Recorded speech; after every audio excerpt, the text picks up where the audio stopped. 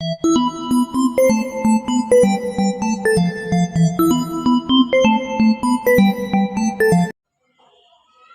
दोस्तों, कैसे हैं आप सब। Welcome back to my channel. और मैं जोया आपका अपने चैनल में स्वागत करती हूं। और आज हम लेके आए हैं क्लास ट्वेल्थ का चैप्टर नंबर 9। ठीक है, पार्ट 3 है ये हमारा। ठीक है, इसमें हम सारा क्लियर कर लेंगे। इसके बाद ये बहुत इजी चैप्टर है, मैंने आपको समझा दिया था पहले ही। और उसके बाद हम राजनीतिक प्रभाव हमने पहले वाले पार्ट टू में डिस्कस कर लिया था। ये हमारा पार्ट 3 है। ठीक है, तो हम बिना टाइम जाए कि हम वीडियो शुरू करते हैं। लेकिन वीडियो शुरू से पहले आपसे गुजारिश है, अगर आप मेरे चैनल पर नए आए हैं तो प्लीज़ सब्सक्राइब कर लीजिए।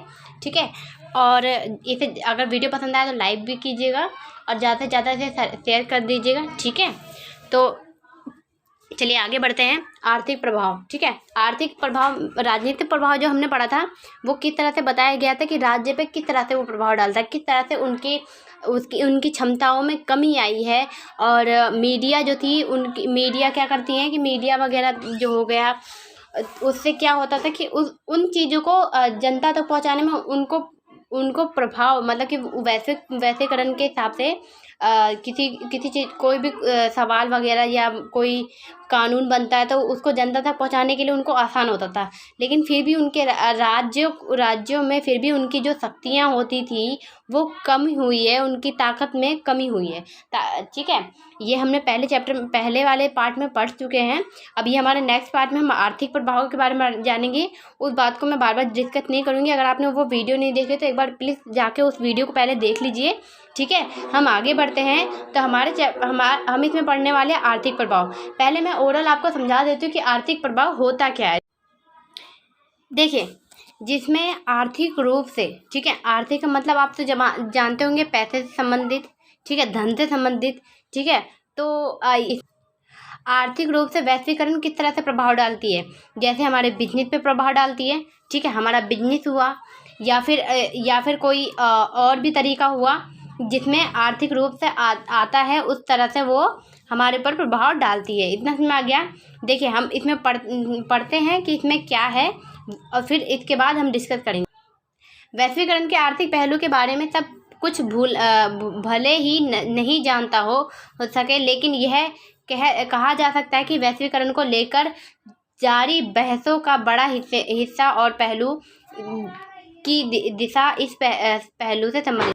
देखिए, वैश्वीकरण की परिभाषा को कैसे परिभाषित किया जा सकता है। ठीक है, जैसे कि आर्थिक वैश्वीकरण का उल्लेख होता है, हमारा ध्यान अंतर्राष्ट्रीय मुद्रा कोष और विश्व व्यापार संगठन जैसी अंतर्राष्ट्रीय संस्थाओं तथा विश्व भर में आर्थिक नीतियों के निर्धारीकरण में इसके द्वारा निभाई गई भूमिका पर जाता है। ठीक है, हालांकि वैश्वीकरण को इतने संग्रीय नजरिए से नहीं देखा जाना चाहिए। आर्थिक वैश्वीकरण में इन अंतर्राष्ट्रीय संस्थाओं के अलावा भी कई खिलाड़ी शामिल है। ठीक है, आर्थिक वैश्वीकरण का के अधिक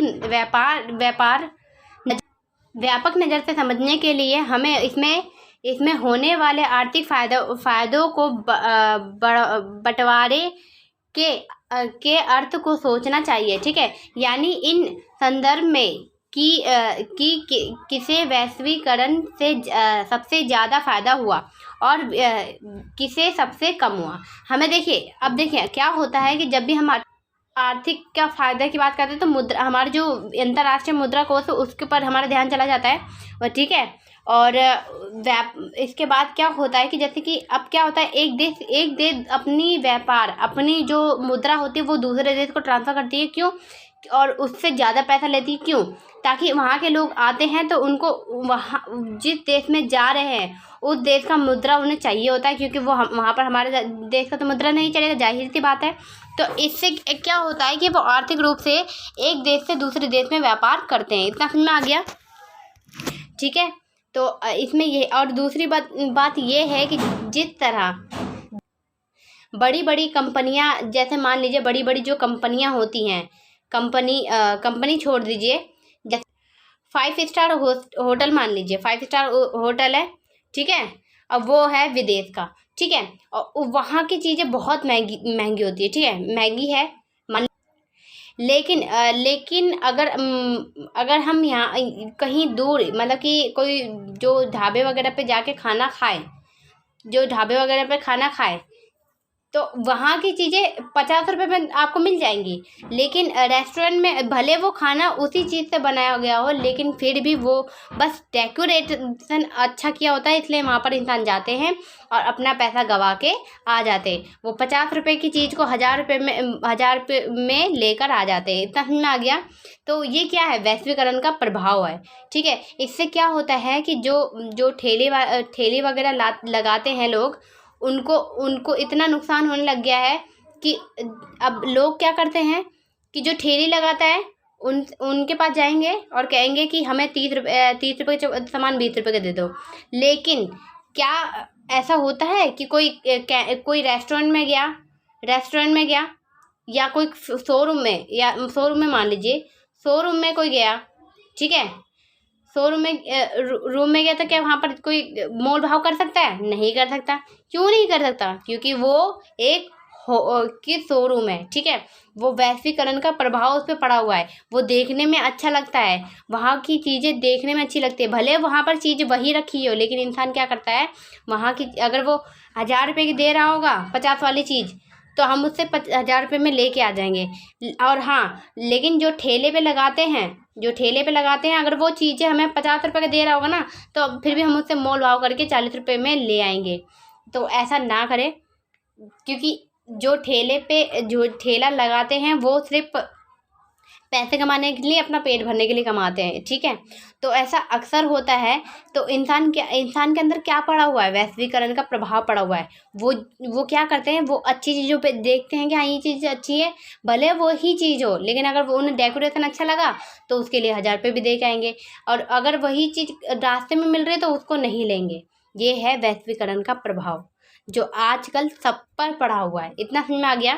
और उसके बाद आगे इस संदर्भ में कि किसे वैश्वीकरण में ज़्यादा फायदा हुआ है, ये हमने पहले बता दिया कि इसे ज़्यादा फायदा हुआ, किसे कम हुआ, ठीक है। यह भी देखना ज़रूरी है कि वैश्वीकरण के कारण किसने नुकसान उठाया। देखिए किसने नुकसान उठाया, मैं अभी ठेले वाले की बात कर रही थी।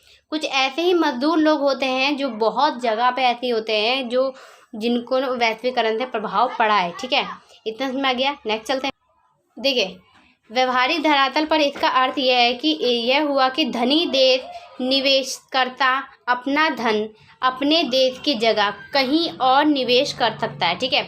जो धनी देश है वो अपना देश सिर्फ अपने देश में ही नहीं और भी देशों में निवेश कर सकता है। देखिए मैंने अभी बताया ना कि कोई भी व्यक्ति अगर अपने देश से दूसरे देश में जाता है, ठीक है, तो जाहिर सी बात है हमारे देश की जो मुद्रा होती है वहाँ पर नहीं चलेगी, वहाँ की मुद्रा ही चलेगी। तो क्या होता है कि हमें एयरपोर्ट पे ही उस जहाँ पर जिस जगह जा रहे हैं वहाँ की मुद्रा हमें थमा दी जाती है। तो उसके लिए क्या होता है कि एक देश जो धनी देश होती है वो उनसे ज़्यादा कर भी ले लेती है, इतना टैक्स लेती है, ठीक है। इतना समझ में आ गया। आगे देखते हैं। खासकर विकासशील देशों में जहां उन्हें ज़्यादा मुनाफा होगा, वैश्वीकरण के चलते अब विचारों के सामने राष्ट्र की सीमाओं की बाधा नहीं कर रहे, ठीक है। उनका प्रवाह आबाद हो उठा है, ठीक है। प्रवाह मतलब आना जाना, मैंने पहले बता दिया था आपको, वही बात है। आगे देखिए इंटरनेट और कंप्यूटर भी एकदम सबसे मेन बात है जो मतलब अमेरिका ने बनाया था। आज इंटरनेट कोई बहुत कम ही लोग ऐसे होंगे जो इंटरनेट का यूज़ नहीं करते होंगे, बहुत कम ही, क्या कोई ऐसा होगा ही नहीं आजकल के ज़माने में कि जो इंटरनेट का यूज़ नहीं करता हो। वो कहीं ना कहीं किसी न किसी प्रकार से वो इंटरनेट का यूज़ करता होगा। कंप्यूटर आज किसके लिए कौन ऐसा है जिसने आज तक कभी ना कभी कंप्यूटर का यूज़ नहीं किया हो? करते हैं, किसी न किसी बहाने से उनको कंप्यूटर का यूज़ पड़ता हो। कभी फॉर्म भरना हो या कभी कोई फ़ोटोकॉपी वगैरह करनी हो या कोई भी काम हो तो वो कंप्यूटर के बिना नहीं हो सकता। इसी तरह से हमें इंटरनेट और कंप्यूटर अपने प्रभाव में किस तरह से डाल रही है, अब इसी तरह से हमारे ऊपर प्रभाव डाल रही है। तो ये क्या है, वैश्वीकरण हमारे ऊपर प्रभाव डाल रही है, किस तरह से, इंटरनेट और कंप्यूटर के द्वारा। इतना समझ में आ गया। नेक्स्ट चलते हैं, कंप्यूटर नेट से जुड़ी सेवाओं का विस्तार इसका एक उदाहरण है, ठीक है। लेकिन वैश्वीकरण के कारण जिस सीमा तक वस्तुओं और पूंजी का प्रभाव बढ़ा है, जैसे अब देखिए वस्तु और सीमा, ठीक है, इन सीमा नहीं, पूंजी और वस्तु का प्रभाव बढ़ा है, इतना समझ में आ गया। उसी सीमा तक लोगों को